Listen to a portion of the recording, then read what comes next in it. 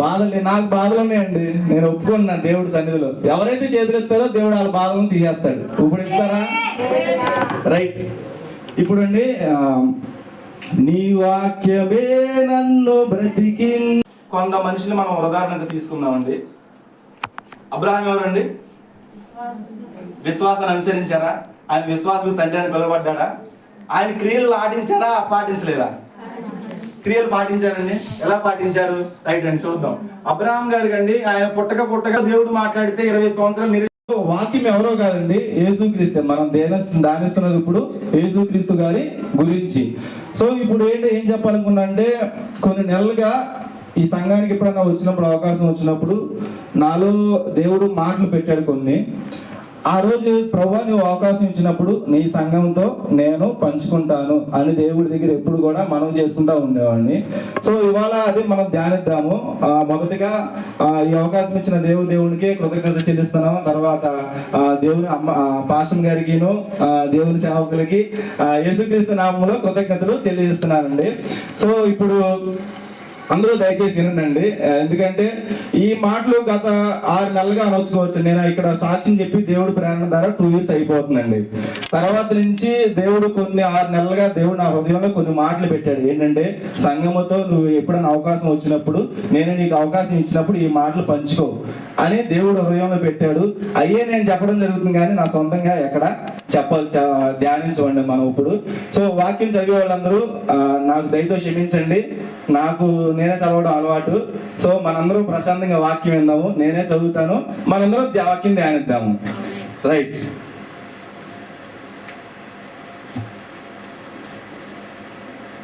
ఇవాళ మన అంశం అండి, క్రియలు లేనప్పుడు విశ్వాసము కలిగి ఉండట ఏమి ప్రయోజనం. మనమందరం అండి, ఇక్కడున్న నాతో సహా క్రియలు లేనప్పుడు చెప్తారా? క్రియలు లేనప్పుడు విశ్వాసం కలిగి ఉంటా అనగా నాలో మనలో ఏమి ప్రయోజనము. రైట్ అండి. ఇప్పుడు మనకి ఇవాళ మూలవాక్యం దేవుడు అనుగ్రహించిన వాక్యము యాకోబు రాసిన పత్రిక 2వ అధ్యాయము 14వ వచనం. అందరూ తీశారండి, పేజ్ నంబర్ 211. ఈ యాకోబు అండి, మీరు గమనించండి, యాకోబు స్వయాన లోకరీతిగా యేసుక్రీస్తు ప్రభు వారికి తమ్ముడండి. ఈయన ఈ యాకోబు పత్రిక మొత్తం మీరు గమనిస్తే అండి, ఆయన యాకోబు పత్రిక రాసిన మొత్తం మానవీయ దృక్పథంలోకి వెళ్ళిపోయారు. అంటే మానవీయ దృక్పథం అంటే మన జీవితంలో ప్రాక్టికల్ గా చేయాల్సిన పనుల గురించి ఈ యాకోబు పత్రిక మొత్తం ఉంటుందండి. ఇక్కడ మన జీవితంలో క్రియలు అనగా పని అండి. ఈ పని గురించి మన జీవించే జీవిత విధానంలో గురించి యాకోబు పత్రిక మొత్తము ఇలాగే వెళ్ళిపోయాడు. మానవ దృక్పథంలోనే యాకోబు గారు ఎందుకు వెళ్ళిపోయారు? ఎందుకంటే యేసుక్రీస్తు ప్రభు వారు ఈ లోకాన్ని జీవించి మనకు చూపించారండి. అవునా కదా? రైట్. ఇప్పుడు అండి 2వ అధ్యాయము 14వ వచనం చదువుదాం. నా సహోదరులారా, క్రియలు లేనప్పుడు ఎవడైనా తనకు విశ్వాసము కలదని చెప్పిన యెడల ఏమి ప్రయోజనము? అట్టి విశ్వాసం అతన్ని రక్షించగలదా? రైట్ అండి. ఇప్పుడు ఇక్కడ క్రియలు లేనప్పుడు, క్రియలు అంటే ఏంటి తెలుసుకున్నప్పుడు, క్రియ అంటే అండి పని అండి, పని. క్రియలు అంటే పనులు. సో ఇది తెలిసిందండి, క్రియ అంటే పని, క్రియలు అంటే పనులు. ఇప్పుడు ఇక్కడ నుంచున్న నేనైనా మనమైనా మత్తయి సువార్త 5వ అధ్యాయం 19వ వచనం నేను చదువుతానండి. మత్తయి సువార్త 5వ అధ్యాయం 19వ వచనం. ఇది కొండ మీద ప్రసంగంలో దేవుడు మాట సెలవిస్తున్నారు. కాబట్టి ఈ ఆజ్ఞలో మిగులు అల్పమైన ఒకదానిలో అయినను మీరి మనుషులకు ఆగమం చేయి బోధించేవాడేవాడు, మనుషులకు అలాగున చేయ బోధించువాడేవాడు వాడు పరలోక రాజ్యంలో మిగులు అల్పుడనబడును. ఇదే ఇంపార్టెంట్ నెక్స్ట్ అండి. అయితే వాటిని గైకొని బోధించువాడేవాడు వాడు పరలోక రాజ్యంలో గొప్పవాడు అనబడును. ఇక్కడ నుంచున్న నేనైనా ఎవరైనా కానండి, మన జీవితంలో దేవుడు మాటలు గైకొని వాటిని బోధిస్తేనే అది నా పిల్లలకు కానీ నా తరతరాలకు కానీ నా వాళ్ళకి కానీ ఆశీర్వాదం. లేదు నేను ఇక్కడ మాటలు గైకొనుకోకుండా దేవుడి మాటలు పాటించుకోకుండా నా జీవిత విధానంలో యేసును చూపించుకోకుండా అది కనుక జీవించుకోకుండా ఇక్కడికి వచ్చి నేను నిలబడితే అండి అది నా పిల్లల తరాలకి బహు శాపం అండి. మీరు గమనించాలి, చూడండి, ప్రతి సేవకుల్లోనూ ప్రతి మనుషుల్లోనూ దేవుడి మాటలు మనం పాటించాలి. పాటించిన తరువాతే మనం ఇక్కడ నిలబడి బోధించాలి లేదా ధ్యానించాలి వాక్యం. దానికి ఉదాహరణ మనకి అందరికి ఎవరండి అనుసరించేది? యేసుక్రీస్తు ప్రభువారు. సో మనం ఇప్పుడు లోక సువార్త 24వ అధ్యాయం 19వ వచనం. అది యేసుక్రీస్తు ప్రభువారు ఆయన జీవితంలో ఈ క్రియలన్నీ పాటించారు లేదా? ఒక వాక్యం చదువుదామండి. 24వ అధ్యాయము 19వ వచనం. ఇప్పుడు మన జాగ్రత్తగా గుర్తుపెట్టుకోండి మీరందరూ. మన అంశం ఏంటంటే క్రియలు లేనప్పుడు మన విశ్వాసం కలిగి ఉంటే మనకు ఏమి ప్రయోజనం? మనకు ప్రయోజనం లేదే అన్నాడు. అక్కడ క్వశ్చన్ మార్క్ చూడండి. ఏమి ప్రయోజనము అని సూటిగా ప్రశ్నిస్తున్నాడు యాకోబు రాసిన పత్రికలో. యాకోబు మనందరినీ అండి. ఇప్పుడు 24వ అధ్యాయము లోక 24 అండి. తీస్తానండి.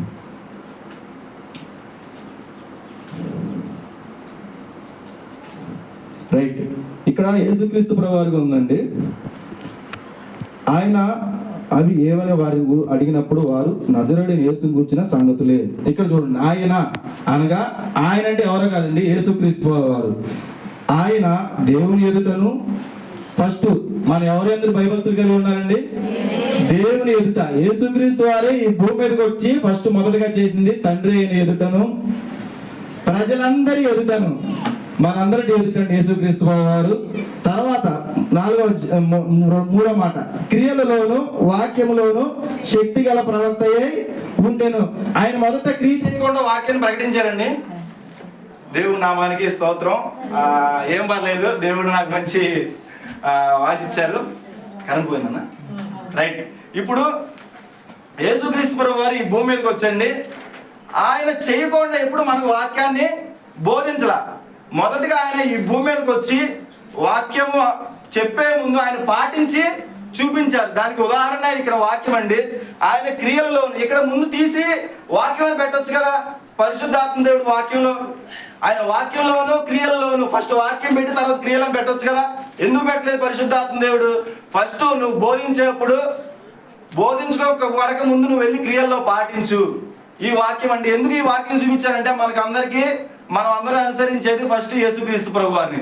ఆయనే దేవుడంతుడు భూమి మీదకి వచ్చి ముందు క్రియల్లో ఆయన జీవించి మనకు చూపించారండి. క్రియల్లోను వాక్యంలోను ఆయన శక్తిగల ప్రవక్తయే ఉండెను. ఇప్పుడు మన మూలవాక్యం ఏంటండి చెప్తారు ఒకసారి? యాకోబు రాసిన పత్రిక 2వ అధ్యాయం 14వ వచనం. ఇప్పుడు ఆయన మనకి శక్తిగల ప్రవక్తయే లేదా మనం ఆయన నమ్మాము, మనం ఆయన అనుసరిస్తున్నాం అని అనుకుంటున్నాం కదండి. మనం అందరం విశ్వాసులేనా? విశ్వాసులు అందరూ కాబట్టి మనం ఇక్కడ చూస్తున్నాం దేవుని ఎదుట. సో 1వ అధ్యాయము 22వ వచనం అండి. మీరు వినువారు మాత్రమే ఉండి మిమ్మును మీరు మోసపుచ్చుకొనకుండా వాక్య ప్రకారము ప్రవర్తించు వారినై యుండుడి. ఇప్పుడంటే మనకి రోజు మన చిన్నప్పటి నుంచి ఇక్కడ అందరి బైబిల్ వాక్యాలు అందరికీ తెలుసు. నాకన్నా బోలంత మందికి మీకే తెలుసండి, వయసులో పెద్దోళ్ళు. నేను చిన్నపిల్లవాడిని మీ ముందు. ఇప్పుడు మనం వినువారమే ఉండకూడదండి. ప్రతిరోజు ఆదివారం చర్చికి వస్తున్నాం. ఇవన్నీ దయచేసి గమనించండి. కొన్ని నెలలుగా దేవుడు నాలో పెట్టిన మాటలు అయ్యే నేను ఇప్పుడు మాట్లాడడం జరుగుతుంది, కానీ నా సొంత విషయాలు ఏమీ మాట్లాడలేదు. దయతో అందరూ ఆలకించవలసింది మిమ్మల్ని బతులాడుకున్నాను, వేడుకున్నాను పెద్దలతో సహా అండి. ఇప్పుడు మనం వినువారు వచ్చి వినేసి వారిలాగా ఉండకూడదండి. విని వాటిని గ్రహించాలని వాక్యం చెప్తుందండి.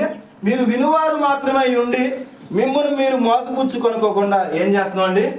మనల్ని మనం మోసపుచ్చుకోకూడదు. రైట్, వాక్య ప్రకారము. కానీ నేను అని వంక చెప్పలేదండి. ఆయన క్రియల్లో చేపించి వెళ్ళిపోయాడు కొండ మీదకి. గొర్రె లేదు అక్కడ, ఈయన ఒక్కడే ఉన్నాడు. ఆయన అబ్బాయి అడుగుతున్నాడు, నాన్న ఎవరు బలివ్వడానికి ఉన్నాడు? దేవుడే చూసుకుంటాడు అన్నాడు. ఆయన క్రియల్లో పాటించాడా లేదండి? క్రియల్లో పాటించి అప్పుడు ఏం పిలబడ్డాడు? ఆయనకి విశ్వాసం ఉందని క్రియల ద్వారానే నిరూపించబడ్డాడు. నెక్స్ట్ మళ్ళీ కూడా ఉదాహరణకి వెళ్ళిపోతాం. రాహాబు అనే ఒక స్త్రీ ఉందండి, మీకు తెలుసా బైబిల్లో?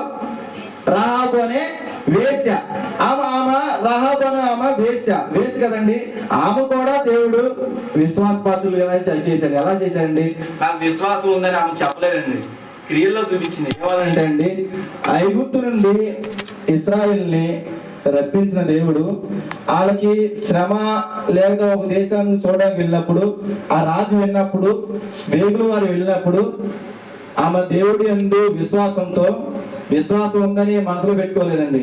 వేగులు వారు వెళ్ళినప్పుడు వాళ్ళని దాచేసింది ఆమె, పట్టుకోకుండా రాజు. ఆ దారా క్రియల్లో చూపించింది అక్కడ, నాకు దేవుడి యందు విశ్వాసం ఉంది, వాళ్ళు దేవుడి ప్రజలు, వాళ్ళని కాపాడితే నాకు మేలు జరిగిద్దని క్రియల్లో చూపించి వేరే రాజు పంపించిన మనుషులకు చెప్పుకోకుండా ఆమె దాచిచ్చేసింది. సో ఈ రెండు ఉదాహరణలు అండి, వాళ్ళు క్రియల్లో చూపించారు. రైట్ అండి. ఇక్కడ మనకి ఇక్కడే ఉంటుంది అది వాక్యము.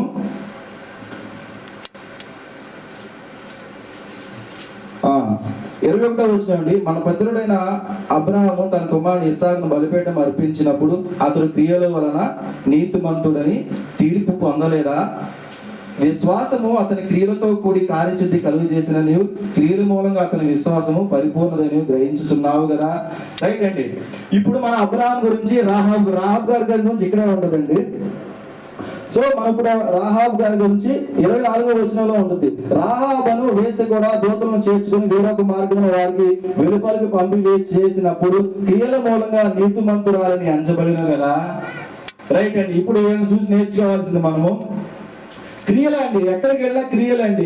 మనం ఎన్ని ప్రకటించినా, ఎన్ని మాట్లాడినా, ఎన్ని వాక్యం వచ్చి ప్రతి ఆదివారం వస్తుంది, ప్రతి శనివారం వస్తుంది, ప్రతి బుధవారం వస్తుంది, మన జీవితంలో క్రియలు లేనప్పుడు మనల్ని దేవుడు ఇష్టపడ్డు. ఎందుకంటే నన్ను ప్రేమించేవారు నా ఆజ్ఞలను ప్రేమిస్తారు, నన్ను ప్రేమించేవారు నా ఆజ్ఞలు ప్రేమిస్తారు. అప్పుడే నేను ఆమెను చూసి సంతోషిస్తాను. మన జీవిత విధానంలో యేసును అనుసరించి జీవిస్తున్నామా? మనం జీవించే జీవిత విధానంలో యేసు చెప్పిన క్రియలను పాటిస్తున్నామా అని ప్రతి దాంట్లో మనకి దేవుడు మనల్ని ప్రశ్నిస్తాడండి. ఇలా విశ్వాసం లేకుండా, క్రియలు లేకుండా విశ్వాసం కలిగి ఏం ప్రయోజనం? రైట్ అండి. ఇప్పుడు మనకి యాకోబు ఏం చెప్పారండి? మానవీయ దృక్పథంలో వెళ్ళిపోతాడని చెప్పాను కదండి. ఇప్పుడు మన ఊరు గురించే చూసుకుందాము. మైక్ అవసరం లేదండి, మనం అందరికి వినపడుతుంది నా వాయిస్. మన ఊరు గురించే చూసుకుందాము. నిర్గమాకాండము 20వ అధ్యాయము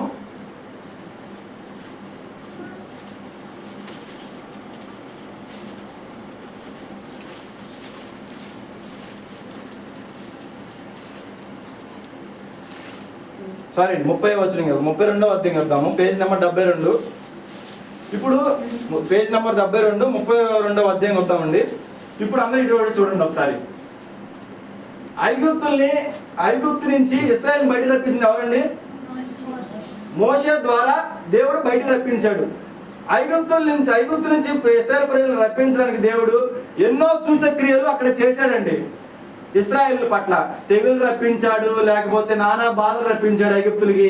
కానీ ఇశ్రాయేలుకి మాత్రం ఎక్కడ బాధలు రాకుండా దేవుడు చూసుకున్నాడు.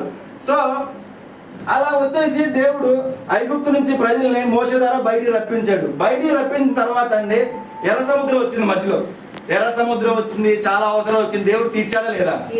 ఇప్పుడు నువ్వు నా కొండకు రా. 40 రోజులు కొండపైన ఉపవాసం ఉన్నారండి ఆయన, సీనాయి కొండ దగ్గర అండి. మోషే యెహోవా దేవుడితో కొండపైకి వెళ్ళినప్పుడు 40 రోజులు అండి వీళ్ళతో చెప్పెళ్ళారు. ప్రజలతో చెప్పెళ్ళి నేను వెళ్తున్నాను ఆరోన్ గారికి అప్పచెప్పెళ్ళారండి.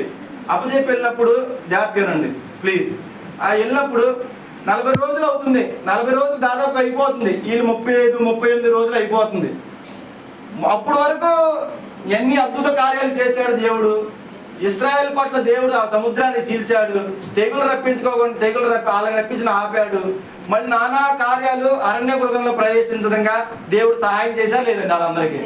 చేసినప్పుడు మోషే కొండకి వెళ్ళినప్పుడు ఆయన దిగి రావడానికి ఆలస్యం అవుతుండే ఈ ప్రజలు ఏం చేశారో మనం చూద్దామండి. 32వ ఫస్ట్ 1వ వచనం అండి. మోషే, నేను చదువుతానండి. మోషే కొండ దిగకుండా తడువు చేయుట అంటే ఆలస్యం చేయుట ప్రజలు చూచినప్పుడు ఆ ప్రజలు ఆరోను వద్దకు కూడి వచ్చి, లెమ్ము, మా ముందర నడుచుటకు ఒక దేవదూతను మా కొరకు చేయుము, ఐగుప్తులోంచి రప్పించిన ఆ మోషే అనువాడు ఏమైనో మాకు తెలియదని అతనితో చెప్పిరి. ఇప్పుడండి ఎన్నో అద్భుత కార్యాలు చేశాడు వాళ్ళ పట్ల దేవుడు. కానీ అక్కడ ప్రజలు ఏం చేశారండి? ఆలస్యం అయిపోతుంది. మోషే రావడం ఆలస్యం అయిపోతుంది. మోషే వస్తే ఒక రకంగా, మోషే రాకపోతే ఒక రకంగా చేయడానికి సిద్ధపడిపోయారు ఇక్కడ. అంటే దిమానస్కులై, double minded people. Double minded అంటే మనకి అవసరం వస్తే ఇటువైపు తిరుగుదాము, అవసరం రాకపోతే ఇటువైపు తిరుగుదాము, అవసరం ఇది కుదరపోతే ఇటువైపు తిరుగుదాం. మోషే మీద అప్పటి వరకు విశ్వాసం ఉంచారు ప్రజలు, అనగా యెహోవా దేవుడి మీద విశ్వాసం ఉంచారు. ఎప్పుడైతే మోషే ఆలస్యం చేస్తున్నాడో మళ్ళీ డబ్బులు మన దిమానస్కులే తిరిగిపోయారు. ఇప్పుడు యాకోబు రాసిన పత్రిక మళ్ళీ రండి. యాకోబు రాసిన మొదటి అధ్యాయం అండి, 210 నంబర్ 8వ వచనం అండి. దిమానస్కుడై తన సమస్త మార్గముల యందు అస్థిరుడు గనుక. ఇప్పుడు ఎవరండి? దిమానస్కుడై తన సమస్త మార్గముల యందు అస్థిరుడు. అసలు మన మార్గాలన్నీ అస్థిర మార్గాలండి. ఇక్కడ ఈ ప్రజలు ఏం చేశారు? డబుల్ మైండ్ అయ్యి, ఒకవేళ మోషే వస్తే ఒక రకంగా, మోషే రాకపోతే ఇంకో రకంగా. చూడండి, అప్పటి వరకు దేవుడు ఏ ప్రజలు ఏ అద్భుత కార్యాలు చేశాడు, వాళ్ళ ఆహారం ఎవరు పెట్టాడు, అరణ్యంలో ఎవరు నడిపించారు, అవన్నీ మర్చిపోయారండి. మర్చిపోయి ఆలస్యం అయిపోయిన కారణంగానే ఇప్పుడు మనలో ఎవరైనా ఉన్నారండి? ఎవరైనా ఉన్నారా? దేవుడు ఎన్ని కార్యాలు చేశాడు, అద్భుతాలు చేశాడు, ఎంతమంది రక్షించాడు దేవుడు, ఎంతమంది ప్రాణాపాయించినట్టు, ఎంతమంది నీ ప్రాణాపాయించి బ్రతికించాడు దేవుడు. నన్ను తప్పించాడండి. 18 సంవత్సరాల వయసులో నేను జాబ్కి వెళ్ళాను తమిళనాడు వైపు. రోజు మా భార్యకి చెప్తాను ఈ మాట. నేను ఆనాడు భయంకరమైన యాక్సిడెంట్, డైరెక్ట్గా బస్సు గుద్దుంటే నా వెహికల్ నేను చచ్చిపోయేవాడిని.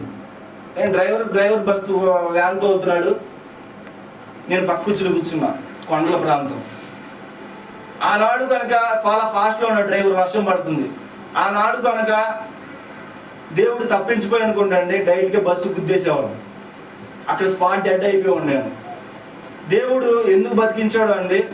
డ్రైవర్ బ్రేక్ కొట్టాడు, మా వ్యాన్ పులిగింతలు పడి కొండలో పడిందండి. వెళ్ళి దేవుడు ఇట్లా పల్టీ కొట్టిందండి. సినిమాలలో పల్టీలు కొడితే లోయల్లో నుంచి వెహికల్స్ అలా పల్టీలు కొట్టింది ఆ వెహికల్. పైకి కొట్టి ఇట్లా పడి ఉంది. ఇట్లా పడితే నేను లేచి డ్రైవర్ని లేపాను, అద్దాలు పగిలిపోయింది, బొలారి వెహికల్ పడిపోయి ఉంది. ఎందుకు చెప్తున్నానంటే అండి, ప్రజలు మర్చిపోయారు ఏం చేశారు. మోషే ద్వారా దేవుడు ఏం తీసుకొచ్చాడు? ప్రజలను తీసుకొచ్చాడు, తన ప్రజలందరూ ఆలస్యం అవుతున్న కారణంగా దిమానస్కులై డబుల్ మైండెడ్గా ఉండి ప్రజలు మర్చిపోవడం. ఈనాడు ఎవరైనా ఉన్నారండి? దేవుడు రక్షించి, దేవుడు అద్భుత కార్యాలు చేసి, అనారోగ్యాన్ని స్వస్థలు కలిగించి మర్చిపోయినా మనం ఎవరు ఉన్నామా? రైట్ అండి. ఇప్పుడు నేను ఎందుకు చెప్తున్నా, ఆనాడు నన్ను దేవుడు ఆనాడికి నాకు బాప్తీసం లేదండి. ఒకవేళ బాప్తీసం లేదు నా దగ్గర లేదు, అప్పుడు చచ్చిపోయి నేను ఎక్కడికి వెళ్ళేవాడిని? నరకానికి వెళ్ళేవాడిని. ఇప్పుడు నన్ను రక్షించింది ఎవరండి? దేశాల ప్రజలు రక్షించింది ఎవరు? బయట మిమ్మల్ని రక్షించింది ఎవరండి? ఇప్పుడు నువ్వు సపోజ్ చెప్పండి, రక్షించకుండా నేను నరకానికి వెళ్ళిపోయి ఉంటే నా తల్లిదండ్రులకు ఒకటే కొడుకున్నాను, వాళ్ళ మనోదెక్కం వచ్చేసేది వాళ్ళకి. నేను ఇక మీ ఊరు వచ్చేవాడినే కాదు. ఇప్పుడు నాకు ఈ భిక్ష ప్రాణాలు ఎవరు పెట్టారండి? మీకు అందరికి ఎవరు పెట్టారని? అనారోగ్యం బాధ లేనప్పుడు దేవుడే పెట్టారు కదా. రైట్ అండి. ఇప్పుడు ఈ ప్రజలు ఏం చేశారో మనం చూద్దామండి. ఇప్పుడు మనందరం విశ్వాసం, దేవుడు మనకి ప్రాణభిక్ష పెట్టాడు, అద్భుత కార్యాలు చేశాడు, అనారోగ్యాన్ని స్వస్థపరిచాడని మన విశ్వాసం నుంచి ఇక్కడికి వచ్చి కూర్చున్నామండి. ఈ ప్రజలు ఏం చేశారో మనం చూద్దామండి. ఇప్పుడు ఐగుప్తు నుండి మమ్మల్ని రప్పించిన మోషే అనేవాడు ఏమైనా మాకు తెలియదు అని చెప్పేశారు. మాకు తెలియదు, అప్పటి వరకు ఆయన రక్షించాడు, తీసుకొచ్చారు, మోషే మాకు తెలియదు అని చెప్పేశాడు. అందుకు అహరోను, మీ భార్యలకు, మీ కుమారులకు, మీ కుమార్తెలు చెప్పులున్న బంగారం పోగును తీసి నా యొద్దకు తెండని వారితో చెప్పగా, ప్రజలందరూ తమ చెవులున్న బంగారు 32:3 అండి. ప్రజలందరూ తమ చెవులున్న బంగారు పోగును తీసి అహరోను నదికి తెచ్చిరి. అతడు వారి యొద్ద వాటిని తీసుకుని పొగరుతో రూపం ఏర్పరిచి దానితో పోత పూసి దూడగా. ఎంత భయంకర పరిస్థితి అండి! దూడను చేసేసారండి. ఎంత భయంకర పరిస్థితి అండి! దేవుడు రప్పించారండి. ఈనాడండి ఎంతో మన బాధ ఏంటంటే అండి, కొన్ని సంవత్సరాల క్రితం మన ఊరిలో మీరు ఇప్పటికీ తలుస్తున్నారు లేదో, బహు వేదన కలిగించే అవసరం అండి. ఒక ఊర్లో ఒక రోజున 5 మంది చనిపోతే ఎంత బాధ ఉంటుందో తెలుసా అండి మీకు? ఉండాలండి ప్రజలు. మనం చేసిన అవిధేయత వల్లనే, మనం పాటిస్తున్న లోకానుసారం వల్లనే దేవుడు ఉగ్రత మన మీద ఉంటుందండి. దయచేసి గమనించండి. వీళ్ళు ఏం చేశారు? దేవుడు ఎన్ని అద్భుత కార్యాలు చేశాడు. సముద్రాన్ని చీల్చాడు. చంద్రబాబు ఎవరిని చీల్చగారండి? సముద్రాలు చీల్చాడు. ఫరో చేతులు నేను చచ్చిపోయవలసిన వాడిని, నేను ఫరో చేతులు నేను చచ్చిపోయిన, ఆనాడు నేను కొండలపై చచ్చిపోవాల్సిన వాడిని నేను. మనమందరూ ఏనాడు దేవుడు కనికరించిపోతే ఇక్కడ వచ్చి కూర్చొని వాళ్ళం కాదు. ఈ ప్రజలు ఏం చేశారు? భయంకరంగా దేవుడు ఏమండి, 20వ అధ్యాయం ఉంటుందండి. 20వ అధ్యాయానికి రండి.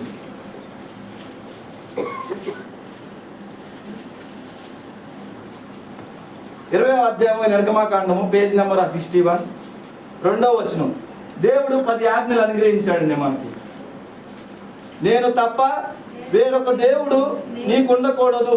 పైన ఆకాశం అందే గాని, క్రింద భూమి ఎందే గాని, భూమి కింద నీళ్లు ఎందే గాని, నేల ఎందే గాని ఇండు దేని రూపమునైనను విగ్రహమునైనను నీవు చేసుకొనకూడదు. వాటికి సాగిలపడకూడదు, వాటిని పూజింపకూడదు. ఏలయనగా నీ దేవుడనైన యెహోవా నాకు నేను రోషం గల దేవుణ్ణి. రైట్ అండి. ఇప్పుడు ఇశ్రాయేలు ప్రజలు ఏం చేశారండి? బహు భయంకరమైన పాపం చేశారండి. బహు భయంకరమైన పాపం అండి.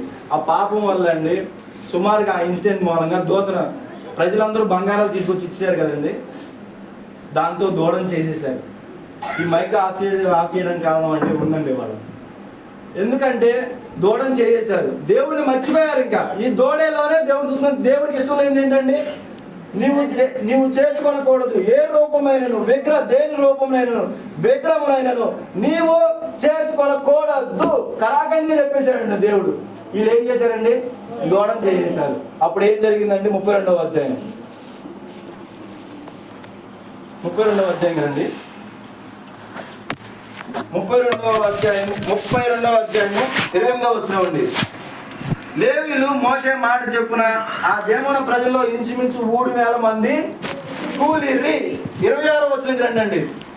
అందుకు మోషే పాలెం యొక్క ద్వారము నిలిచి యెహోవా పక్షమున్న వారందరూ నా ఎదురు రండి అనగా లేవీయులందరూ అతను యొద్దకు కూడి వచ్చిరి.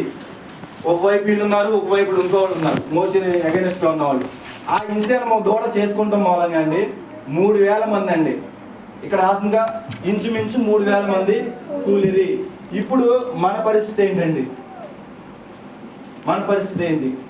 యాకోబు పత్రిక 4వ అధ్యాయం 4వ వచనం. ఇవన్నీ ఎందుకు చెప్తున్నానంటే క్రియలు లేకుండా దేవుడికి ఇష్టమై ఉంట అసాధ్యం అండి. క్రియలు లేకుండా అండి మనకు దేవుడికి ఇష్టం లేకుండా అసాధ్యం. ఇక్కడ ఇశ్రాయేలు ప్రజలు అదే చేస్తారండి. దేవుడు కోపం తెప్పించేశారు. సుమారుగా ఆ ఇన్సిడెంట్ మూలంగా 3,000 మంది ఇంచుమించు 4వ అధ్యాయం. వ్యభిచారం ద్వారా ఈ లోక స్నేహము దేవునితో వైరమని మీరు ఎరుగురా. కాబట్టి ఎవడు ఈ లోకంతో స్నేహము చేయగోరునో వాడు దేవునికి శత్రు అవును. ఇప్పుడు లోకంతో స్నేహం చేస్తే ఏమైందండి? శత్రువు అవుతారు ఆటోమేటిక్గా. ఇప్పుడు దిమాస్కులో ఎందుకు వాడానంటే ఇశ్రాయేలు ప్రజలు మోషే రాకపోతే ఒకలాగా, మోషే వస్తుంటే ఒకలాగా బిహేవ్ చేసేవాళ్ళు. ఇప్పుడంటే మనం రోజు ఆదివారం చర్చికి వస్తున్నాం. దేవుడికి విగ్రహాలను ఆరాధించడం ఇష్టం ఉండదని తెలుసు, ఆయన రోషం గల దేవుడు అని తెలుసు. సుమారుగా ఇంచుమించు 3,000 మంది అక్కడ, ఈ 3,000 మంది కూలిరి అని తెలుసు మనకి. ఇప్పుడు ఆయన లోకంలో అండి మనకి ఇక్కడ వాళ్ళు దూరం చేసి వాళ్ళకి మనకి దగ్గర కూలీలు ఉన్నాయండి. చూడండి, గమనించండి.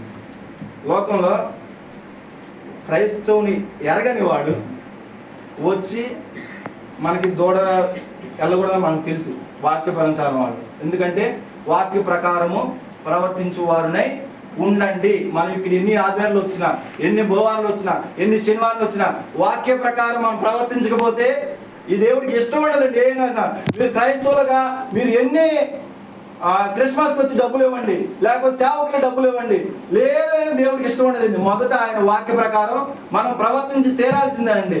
ఎందుకంటే దేవుడు శత్రువులు అయిపోతాం దేవుడికి మనం. ఈ లోకానుసారంగా చూడండి, వ్యభిచారులారా ఎవరండి పిలిచేది? వ్యభిచారం అక్కడ ఎవరైనా చేస్తారండి? వ్యభిచారం అనగా ఏంటండి? ఒక భార్యను కాకుండా భర్తను కాకుండా పరస్త్రీతో ఎదుర్కొంటే దాన్ని వ్యభిచారం అని పిలుస్తాం. మరి ఇక్కడ దేవుడు చూడండి, ఈ లోకంతో స్నేహం చేసే వాళ్ళని దేవుడు వ్యభిచారులారా అని పిలుస్తున్నాడు. ఇప్పుడు నేను లోకంతో స్నేహం చేశానండి, దేవుడు నన్ను వ్యభిచారుడా అని పిలుస్తా. పో, నా దగ్గర నుంచి నువ్వు ఇక్కడ నిలబడి వాక్యం చెప్తున్నావు, నువ్వు పాటించకపోతే వాక్యబద్ధుడై వాక్య ప్రకారం యేసుక్రీస్తు మనకు వాక్యాలు పాటించి నెరవేర్చారండి. ఇక్కడ అప్పుడే వాక్యం ప్రకటించి, ఇప్పుడు మనకు పోలిక ఏంటి అంటారా మీరు? రైట్ అండి.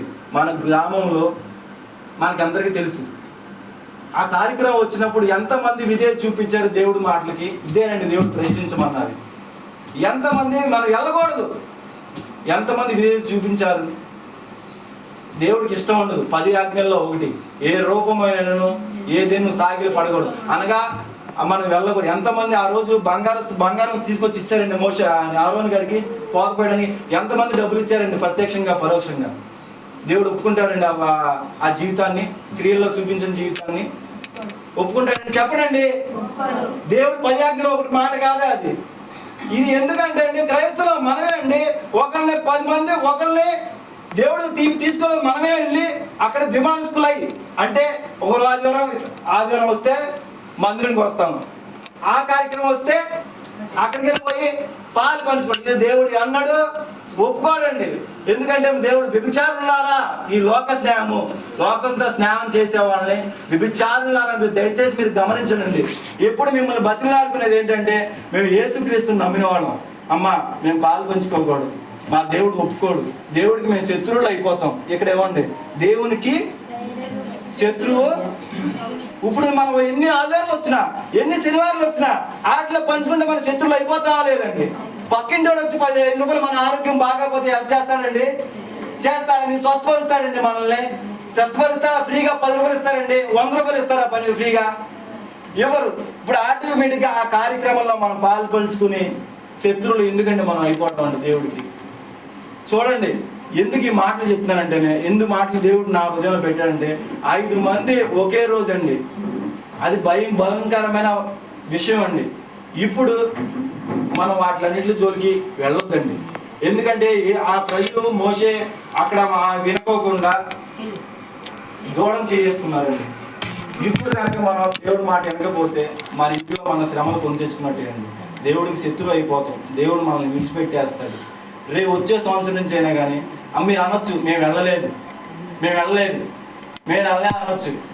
ఎంతమంది డ్యాన్స్ ప్రోగ్రామ్ చూడడానికి వెళ్ళారండి? ఎంతమంది డ్యాన్స్ ప్రోగ్రామ్ చూడడానికి వెళ్ళారు చెప్పండి? ఎంతమంది కూర్చున్నారు ఇక్కడ ఉన్న వాళ్ళు? ఆ రోజు ఆదివారం ఎంతమంది ఇక్కడికి వచ్చారు? ఎంతమంది వెళ్ళారండి? ఎక్కడ ఉదాహరణ చెప్తారండి? మళ్ళీ 32వ అధ్యాయం వద్ద రండి అండి. నిర్గమాకాండం 32వ అధ్యాయం.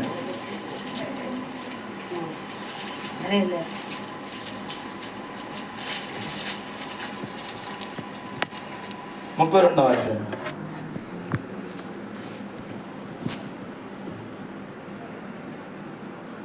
9వ వచనం అండి. మరియు యెహోవా ఇట్లా అన్నాడు, నేను ఈ ప్రజలను చూచి ఉన్నాను, ఇదిగో వారు లోబడనొల్లని ప్రజలు. ఇప్పుడు మనల్ని దేవుడు చూస్తే ఏమంటాడండి? లోబడిన పనులు బలా మంచి దాసుడా అంటాడండి. నువ్వు క్రియలు పాటిస్తున్నావా అంటాడా? క్రియలు పాటించలేదా అంటాడండి. మళ్ళీ విమర్శకురా అంటాడా? నువ్వు చెప్పు, నువ్వు 2 మనుషులు కలిగి ఉన్నావు, 2 పడవ మీద కాలేస్తున్నావు, అటు ఒకసారి ఇటు ఒకసారి అంటాడని చెప్పనండి. అతడు వారి యొద్ద వాటిని తీసుకుని పొగరుతో ఇశ్రాయేలు రైట్ అండి. వాళ్ళు మోషే చూసేసరికండి వాళ్ళు ఏం చేస్తున్నారు తెలుసండి? డాన్సులు వేస్తున్నాడండి, నాట్యం ఆడుతున్నాడండి. అదే దేవుడు అనుకునండి. ఇప్పుడు మనం నాట్యము డాన్స్ ఆడే చోటుకి మనం వెళ్ళి చూసామా లేదండి?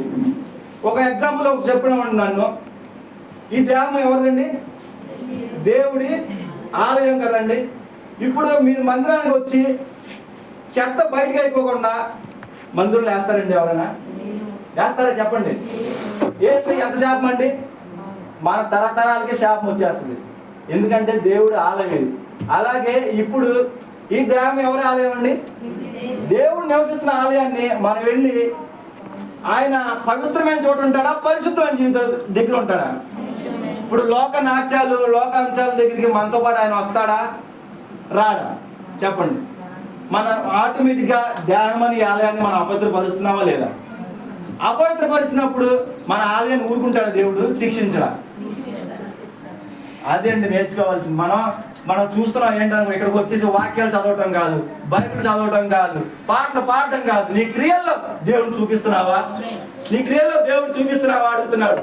నువ్వు వచ్చేసి ఇక్కడేమో వాక్యం చదువుతావు, నువ్వు వచ్చేసి ఇక్కడ దేవుడు మాటలు వింటావు, అక్కడికి వెళ్ళి నలుగురు డ్యాన్స్ చేస్తుంటే దేవుడు అని ఆలయంతో నువ్వు చూపుతో చూస్తున్నావు. చూపు అపవిత్రపరచలేదా నువ్వు? అక్కడికి వెళ్ళి కూర్చోలేదా నువ్వు? దేవుడు ఆలయం అపవిత్రపరచడం కాదా? దేవుడు ఆలయం అపవిత్రపరచడం కాదా అండి? మనం ఊరుకుంటాడు దేవుడు. మళ్ళీ రేపు పొద్దున వస్తావు, నాకు అనారోగ్యం వచ్చింది, నా కాలు నచ్చింది, ఏ కాలుతో ఇలా మా కాలు కుంటి కాలు అయిపోయింది, లేకపోతే నాకు అనారోగ్యం వచ్చింది అంటావు. దేవుడు ఊరుకుంటాడండి? విచారణారా ఈ లోక స్నేహంతో వైరు మీరు ఎరుగురా? లోకంతో స్నేహం మనం చేయొచ్చండి. దయచేసి మిమ్మల్ని బతిలాడుతున్నాను, వెళ్ళమాకండి. దేవుడు చెప్పండి మనస్ఫూర్తిగా, అమ్మా మా దేవుడికి ఇష్టం ఉండదు. మిమ్మల్ని బతిలాడతారు వాళ్ళు వచ్చి. నెహమ్యా అండి ఒక మనిషి అయ్యి దేవుడు ప్రహారాలు కట్టడానికి 100 మంది పురుగొలిపాడండి. ఇప్పుడు అన్నిడు వచ్చి మనం మనం వెళ్ళిపోతున్నాం. ఈ మనసులే దేవుడు ఎందుకు భయభక్తులు లేకండి. మనకు తెలుసు, వాక్యం తెలుసు, అన్నీ తెలుసు. ఆదివారం చర్చికి వస్తాం, శనివారం చర్చికి వస్తాం, కానీ క్రియలు ఇవ్వండి మన దగ్గర. నాతో సహా అండి ఈ వాక్యం నాతో కూడా దేవుడు మాట్లాడుతున్నాడు. నేనేం ప్రత్యేక వ్యక్తిని కాదు. వాక్యం నేను ప్రతి ఇక్కడ నుండి నేను నిలబడిపోతే, ఇక్కడ నుండి వాక్యం పాటించకపోతే నా పిల్లలకి శాపం ఉండేది. అది నేను గ్రహించాను. మనం ఎప్పుడు కూడా నాటికలుకోను వాటిలో సపోర్ట్ చేయమాకండి. అక్కడ ప్రజలు బంగారం అంతా తీసుకొచ్చి ఇచ్చారండి. ఈరోజు మనం బంగారం అయిపోయిన డబ్బులు ఎంతమంది చేతిస్తారండి? డబ్బులు సపోర్ట్ చేసిన వాళ్ళు. అది పాపం కాదండి, దేవుడి దృష్టిలో వైరం కాదండి అది. దయచేసి గమనించడం వేడుకుంటున్నామండి. మనం ఎప్పుడు క్రియల్లో మనం వాక్యానికి దేవుడికి ఇష్టలై మనం బ్రతకాలండి. 3000 మంది ఇంచుమించుగా కూలిపోయారండి. అప్పుడే మోషే వెళ్ళి బతిమలాడుకున్నాడండి, ప్రభువా మా ప్రజల్ని క్షమించండి. మా ప్రజలు ఈనాడు ఎవరైనా ఉన్నారండి మన సంఘం కోసం ప్రార్థన చేసేవాళ్ళు. మనం ప్రతిదినము మనం ప్రార్థన చేయాలండి. మనం దేవుడి క్రియలు చేయకోకుండా దేవుడికి ఇష్టమైన అసాధ్యం అండి. మీరు ఎన్నన్నా చెప్పండి, దేవుడు అసలు ఒప్పుకోడండి మన క్రియలు చేయకోకుండా దేవుడికి. అప్పుడే యాకోబు పత్రిక అండి, మళ్ళీ యాకోబు వచ్చేసేయండి అండి, 210 పేజ్ 26 వచ్చినామండి.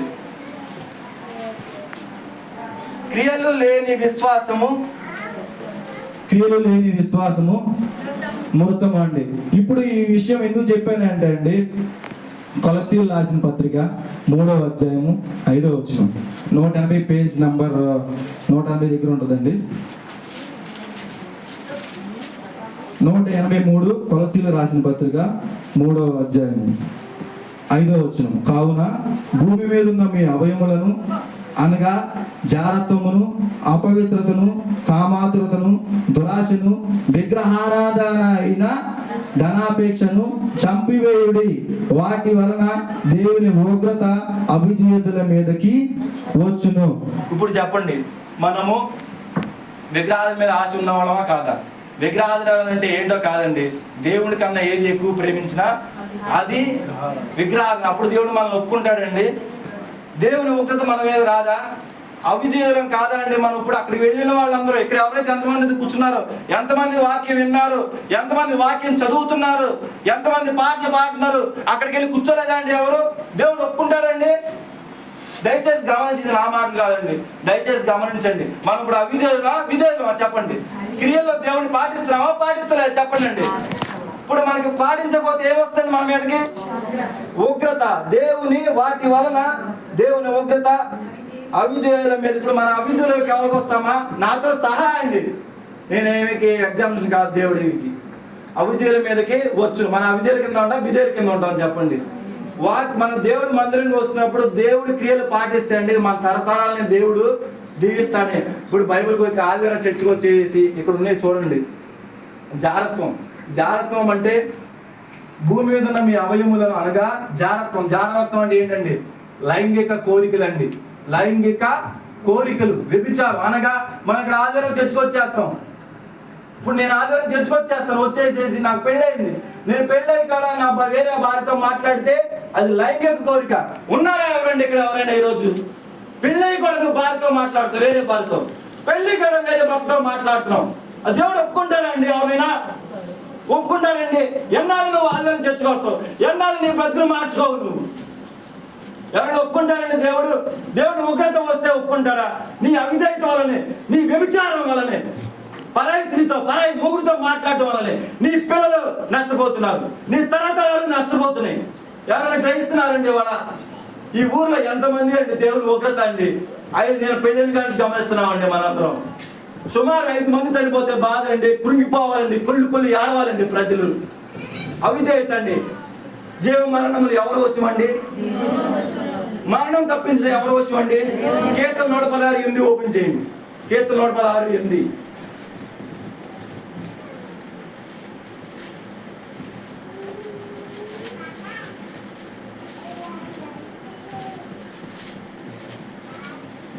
116:8 అండి. మరణము నుండి నా ప్రాణమును, కన్నీళ్లు పెడుకున్న నా కనులను, జారి పడకుండా నా పాదములను నీవు తప్పించి ఉన్నావు. తప్పించడం లేడండి మనల్ని అందరినీ. తప్పించడం మనం ఏం చేయాలండి? దేవుడికి విధేయత చూపించాలి. ఎవరైనా ఉన్నారండి ఇక్కడ? పెళ్ళై కూడా వేరే భర్తతో మాట్లాడడం, పెళ్ళై కూడా వేరే భార్యతో మాట్లాడడం ఎవరైనా ఉన్నారండి ఇక్కడ? అది ఎట్టు భక్తి కూడా మనకి ఉపయోగం లేని భక్తి అండి. ఆదివారం చర్చికి వచ్చినా, శనివారం వచ్చినా, దానివల్ల నీ పిల్లలకి, నీ మొగుడికి, లేకపోతే నీ భర్తకి, భార్యకి వాళ్ళ ఉగ్రత రాబోతుంది. దయచేసి గమనించండి. అది కనుక మనం పాటించకపోతే ఇక్కడ ఎన్ని వచ్చినా నీ దేవుడి దృష్టిలో అవిధేయత కిందే ఉంటుందండి. వ్యభిచారం వాళ్ళని ఈ లోక స్నేహం అని దేవుడు పిలుస్తున్నాడండి. 15వ అధ్యాయం రండి. ఏవో భక్తుల మరణము ఆయన దృష్టికి విలువ కలదండి. ఇప్పుడు జీవ మరణములు దేవుడు వచ్చినామండి. 5 మంది చనిపోయారండి సుమారుగా అండి. ఇప్పుడు దేవుడు తెలిసి చేసి ఉంటుందా, దేవుడు తెలియకుండా ఉంటుందని చెప్పండి. యోబుని కాపాడింది ఎవరండి? చచ్చిపోకుండా. అతని ప్రాణం మాత్రము ముట్టుకోవద్దని ఎవరు సెలవిచ్చారండి? యెహోవాయే అతని ప్రాణం. ఇప్పుడు మన ప్రాణం ఎవరి చేతిలో ఉందండి? ఎంతమంది చనిపోతారంటే దేవుడు తెలియకుండా జరిగి ఉంటుందండి. ఈ గ్రామం మీద దేవుడు తెలియకుండా జరిగి ఉంటుందండి. ఎంతమంది 1 మంది చనిపోతే మనం ఏడుస్తామండి. గ్రామం పట్ల మనం అంత భయభక్తులు కలిగి ఉండాలండి. ఒక పక్క ఒక ఇంట్లో ఒక మనిషి చనిపోతేనే మనం బాధ. అటువంటి 5 మంది కన్నీళ్ళు వచ్చేసి గుండె పగిలి ఏడవాలండి మన అందరం. ఎందుకంటే ఇక్కడ మనం వాక్యం ప్రకటిస్తున్నామంటే, ఈనాడు వాక్యం ధ్యానిస్తున్నామంటే ఎంతో మంది మిషనరీలు వచ్చి వాళ్ళ ప్రాణాలను అర్పించారండి. అందువల్ల మనం ఇక్కడ కూర్చున్నాం. వాళ్ళు క్రియల్లో చూపించారు కాబట్టి మనం ఇక్కడ కూర్చున్నామండి వచ్చి. ఇప్పుడు కూడా మనం అన్ని మర్చిపోయి అక్కడ ఇశ్రాయేలు ప్రజలు చేసినట్టే ఒక దూడం చేసుకుని మనం కూడా వెళ్ళి వాళ్ళతో జాయిన్ అయిపోయామండి. ఇప్పుడు మనం ఎవరండి? నాతో సహా వ్యభిచారణ అండి. నేను వ్యభిచారణ అండి, వ్యభిచారణ కదా అండి. నేను అక్కడికి వెళ్ళి మనం చూపించేస్తున్నాం, చందాలు వేసేస్తున్నాం, వెళ్ళి రోడ్డు మీద కూర్చుంటున్నాం. మనం ఇక్కడ కూర్చున్న వాళ్ళే మళ్ళీ సేమ్ అక్కడ కూర్చుంటున్నాం. వాళ్ళని ఏమంటారండి దేవుడు? డబుల్ మైండెడ్ పీపుల్, విమానస్కులారా పో నా దగ్గర నుంచి. నువ్వు వాక్యం చదవకు, నువ్వు బైబిల్ ముట్టుకోకు, నువ్వు శనివారం ఆదివారం ఇక్కడ రమ్మాకు. నా పాటలు, నా క్రియలు నువ్వు పాటిస్తేనే నా మందిరంలో వచ్చి కూర్చో. అట్టి భక్తి ఉపయోగం లేని భక్తి ఎందుకు చెప్పరండి? ఇప్పుడు ఎంతమంది ఆడవాళ్ళు ఉన్నారు ఇక్కడ? కుటుంబానికి హెడ్ ఎవడండి? బైబిల్ ప్రకారం అండి కుటుంబానికి హెడ్ అండి దేవుడు భర్తను చేశాడండి. జన్మలలో మనకు లోబర్చేది ఎవరండి? యేసుక్రీస్తు ప్రభువారు. ప్రభువా నా బిడ్డని లోబరచండి, నా భర్తని లోబరచండి, నా భార్యని లోబరచండి, మందిరానికి రప్పించండి అని మన విధేయత చూపి దేవుడి దగ్గర ప్రార్థన చేస్తే అండి మన పిల్లలను మారుస్తాడు, మన భర్తలను మారుస్తాడు. ఇక్కడ ఆడవాళ్ళ జనం ఎక్కువ ఉంది, మగవాళ్ళ జనం లేదు. లోకానుసారంగా వస్తే నా కుటుంబానికి హెడ్ అండి మా ఆయన అంటాం. మరి దేవుడు బైబిల్లో చెప్తుంది నా భర్త హెడ్గా ఉండాలంటే, బైబిల్లో చెప్తుంది. మరి ఎంతమంది ఉన్నారండి ఇక్కడ మగవాళ్ళు? మన అవిధేయత వల్లే కదండి మారట్లేదు. మొగుడు అనుకుంటాండి నువ్వు చర్చికి వెళ్తున్నావు, అక్కడికి వెళ్ళి కూర్చున్నావు, ఏం ప్రయోజనం? నీ క్రియలే ఇట్టా ఉన్నాయి, నేను ఎట్టా మారను అని భర్త ప్రశ్నిస్తే ఏం చేస్తామండి? లేకపోతే భార్య ప్రశ్నిస్తే ఏం చేస్తామండి మనం? నువ్వేమో పొలం పని, నువ్వేమో చర్చికి వస్తావు, నీ పిల్లల్ని ఏమో పొలం పని పంపిస్తావు ఆదివారం. దేవుడు ఒప్పుకుంటాడండి? మళ్ళీ రేపు పొద్దున వచ్చి నా ఆదివారం మనం దేవుడు మందిరం ఉండాల్సింది పోయి పిల్లల్ని పొలం పనులకో అది అవితే కాదండి మనమందరం చేసేది. దయచేసి గమనించండి అండి. ఇంతకన్నా అంటే ఇవన్నీ దయచేసి గమనించండి. ఇవన్నీ మనం దేవుడి యందు విధేయత చూపిస్తేనే అక్కడ ఒక అపవిత్రత, కామాతురత, దురాశను, విగ్రహారాధనను, ధనాపేక్ష అయినను ఇవన్నీ మన దేవుడి కన్నా ఎవరిని ఎక్కువ ప్రేమించినా అది విగ్రహారాధన వస్తుంది. దయచేసి పిల్లలందరినండి ఆదివారం పూట మీరు బతిమలాడండి, వేడుకోండి. ప్రభువా, జనాలు లోబరిచేది నువ్వే. నా ఇంటిలో నా కుమారుడు నాకు లోబడట్లేదు అంటున్నావా? నా భార్య నాకు లోబడట్లేదు అంటావా? నా భర్త నాకు లోబడే అంటున్నావా? ఇప్పుడు జనాలు మనకు లోబరిచేది దేవుడే కండి. దేవుడికి వచ్చి మొరపెట్టుకుంటే నీ భర్తని, నీ భార్యని, నీ కుమారుడిని, నీ కోడల్ని, ప్రతి ఒక్కరిని దేవుడు నీకు లోబరచడా? మనం లేచి పొద్దున లేచి మన